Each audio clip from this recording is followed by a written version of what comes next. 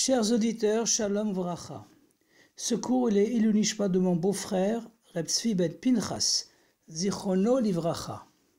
Ce mardi, donc dès lundi soir, on sera le 24 Tevet, le Chav Dalet Tevet, jour de la Iloula du Baal HaTanya B'Shulchan Aruch Harav, le fondateur de Chabad. Et ce Shabbat sera le Shabbat Parashat Vayera, Shabbat Vachim Chodesh Shvat, le Shabbat où l'on bénira le mois de Shvat. La paracha commence par les mots Vaidaber Elokim el Moshe, Vayomer elav, Ani Avaye, Vayera el Avram, el Yitzhak vel Yaakov, Bekel Shakai, Ushmi Avaye, lo nodati lahem. Et Elokim parla à Moshe et il lui dit Je suis Avaye, l'Éternel. Et je suis apparu à Avram, Yitzhak et Yaakov, en Dieu Tout-Puissant, et mon nom Avaye, je ne leur ai pas fait connaître. On sait que le nom Elohim est généralement associé à l'attribut de justice, de rigueur, Midat Hadin, alors que le nom Avaye est associé généralement à l'attribut de la miséricorde, de la bonté, Midat Rachamim. Il existe toutefois quelques exceptions. En effet, en rapport avec la destruction des deux villes de Sodome et Gomorrhe, il est écrit, Bereshit chapitre 19 verset 24, Va'avaye imtir al Sdom ve'lamora gofrit va'esh. Et Avaye a fait pleuvoir sur Sodome et Gomorrhe du soufre et du feu. Donc on voit que parfois la punition et la justice proviennent du Shem Avaye, car les impies transforment la miséricorde en sévérité. D'autre part, lorsque Rachel, qui était stérile, donne naissance à Yosef, il est écrit, Bereshit chapitre 30 verset 22, Vaïskor Elokim et Rachel. Et Elokim s'est souvenu de Rachel, car les tzadikim transforment la sévérité en bonté. De même, le sens profond du verset Vaidaber Elokim vegomer Ani Avaye serait que bien qu'en apparence j'agis comme Elokim, avec sévérité et rigueur, je suis en fait Avaye qui agit avec miséricorde et bonté. D'autre part, le Rabbi nous fait remarquer que le Shem Avaye apparaît dans la Torah plusieurs fois avant la paracha Vaïra. La première fois, à la fin de la création, Bereshit chapitre 2 verset 4, Beyom asot Avaye Elokim, Eretz veshamayim. Le jour Avaye Elokim a fait la terre et le ciel. Et ensuite avec les Avot, les patriarches, et même Moshe Rabbeinu, sans pour autant être connu et révélé à eux. Le verset vient donc nous apprendre que non seulement le Shem Avaye va être révélé, mais qu'il va même briller et se dévoiler dans le Shem Elohim. Approfondissons ce chidouche. Elohim a pour valeur numérique 86, comme le mot Hateva, la nature. Il s'agit de Hachem créateur, comme l'affirme le premier verset de la Torah, Bereshit bara Elohim, au commencement Elohim créa. Avaye par contre signifie Haya hove veyiye keachat. Le passé, le présent et le futur ne font qu'un. C'est Hachem qui est au-dessus de la nature et de ses lois. Paro connaissait Elohim, mais pas Avaye, qui est présent dans toutes les plaies, et en particulier dans la 7e plaie, la dernière de notre paracha, la grêle, Barad. En effet, le verset 24 du chapitre 9 de Shemot affirme Vahi varad ve'esh mitlakachat betoch habarad. La grêle était constituée de glace à l'extérieur et de feu à l'intérieur, c'est-à-dire de l'union de deux éléments contraires, l'eau et le feu. De même, à la fin de l'Amida et du Kaddish, on affirme Ose Shalom Bimromav. Hachem fait la paix dans ses cieux entre l'ange Michaël, qui représente l'eau, la bonté, et l'ange Gabriel, qui représente le feu, la rigueur. Or, l'eau et le feu ne peuvent coexister. L'eau éteint le feu, mais devant Avaye, qui est au-dessus de la nature, ils s'annulent et œuvrent ensemble pour constituer le ciel, Shamaïm, mélange de Esh et Maïm. Même dans l'application de la plaie de la grêle, on trouve des aspects opposés.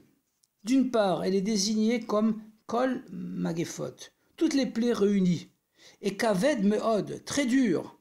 Mais d'autre part, c'est la seule plaie qui épargne les Égyptiens et leur bétail, pour peu qu'ils ne sortent pas à l'extérieur. Ce paradoxe résulte du dévoilement de Havaïe.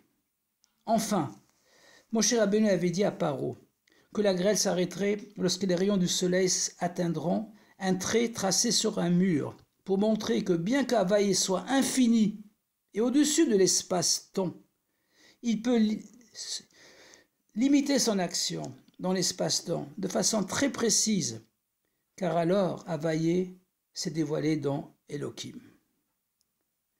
La Hiloula de l'Admour Hazaken, du Baal HaTanya Shulchan Aruch Harav, tombe très souvent, comme cette année, dans la semaine de la paracha Vaïra. Or, dans le mot Vaïra, il y a une allusion à son premier prénom, Shneor.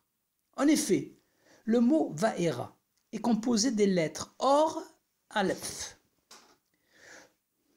Le deuxième Aleph étant aussi l'initiale du mot Or, la lumière.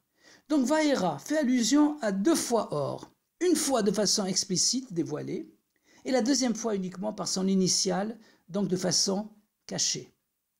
Or l'Admour Hazaken fut nommé Shneor, car précisément, il devait éclairer le monde avec 2 lumières. La lumière dévoilée du Niglé, du Talmud et de l'Halacha, par son Shulchan Aruch, et la lumière cachée de Pnimut HaTorah, les profondeurs de la Torah, par son Tanya, Torah Or, l'Ikouté Torah, qui constitue l'essence de la Chassidut Chabad. Et ces 2 lumières n'agissent pas indépendamment, mais dans une union parfaite, réalisant qu'Havaïe se dévoile dans Elohim. Dans la 4e partie du Tanya, Igeret HaKodesh, à la fin de la lettre 28, l'Admour Hazaken dit que le jour d'un décès d'un juif, et en particulier un tzaddik, et encore plus un nassi, un dirigeant du peuple juif, tous ces efforts effectués durant sa vie montent à leur source pour descendre ensuite et réaliser des délivrances au sein de la terre.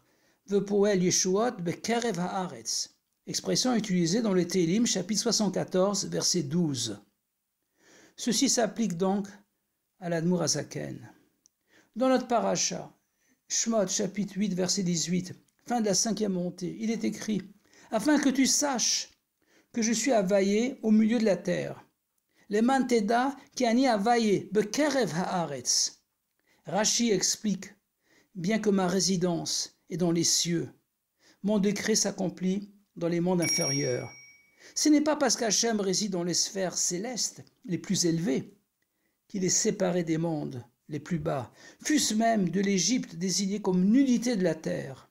Au contraire, ce sont précisément les niveaux les plus élevés qui sont capables de descendre vers les plus bas et les élever par l'accomplissement des mitzvot d'Hachem. C'est pourquoi l'Admour Hazaken met l'accent sur l'action, Hamaasehu Haikar, et ceci pour soi-même et aussi pour son entourage. À la fin de la lettre 20 d'Igeret HaKodesh, qui d'après le Tzemar Tzedek, son petit-fils et 3e rabbi de Chabad, a été écrit quelques jours avant de quitter ce monde, dans la ville de Piena, l'Admour Hazaken conclut sur l'importance suprême de l'action des mitzvot, qui est le but de la descente des âmes dans ce monde physique et matériel. On doit les accomplir aujourd'hui même, Hayom la Sotam, et il vaut mieux 1 heure de teshuva et de bonnes actions dans ce monde que toute la vie du monde futur. Avec la paracha Vaïra, on conclut le mois de Tevet, le 10e mois de l'année, à partir de Nissan. Nombre qui représente la perfection de notre travail, notre avodat Hashem, durant la galoute, incarné par l'Admour Hazaken. Le mois suivant, le mois de Shvat, qui sera béni ce Shabbat, est le 11e mois. Il est lié à Hashem, qui est au-dessus des 10 sphirotes. Et le nom même de ce mois, Shvat, est lié au Mashiach, comme il est écrit, Bereshit chapitre 49, verset 10, Lo Yasur Shevet mi-Yehuda. Le sceptre royal ne sera pas retiré de Yehuda. Tous les rois d'Israël, sans les descendants de Yehuda, y compris le roi Mashiach, Hamelach HaMashiach. Espérons donc que l'on saura dévoiler Havaï Bekerev Haaretz, au sein de la terre, par l'accomplissement des mitzvahs dans la joie, Besimcha, Betuv Levav, et que grâce au mérite de l'Aïlula de l'Admour HaZaken, et l'étude quotidienne du Tanya, et l'étude du Shulchan Aruch Harav, se réalisera au Poel Yeshuat Bekerev Haaretz. Hachem accomplit des délivrances au sein de la terre, la libération individuelle de chacun, qui entraînera la libération collective, avec le dévoilement du Rabbi Melech HaMashiach Miad Bamash, Yechi Adoneinu Moreinu Verabbeinu Melech HaMashiach Lam Vaed, Shabbat Shalom, à Gute Shabbos, et à bientôt dans le 3e Beit HaMikdash.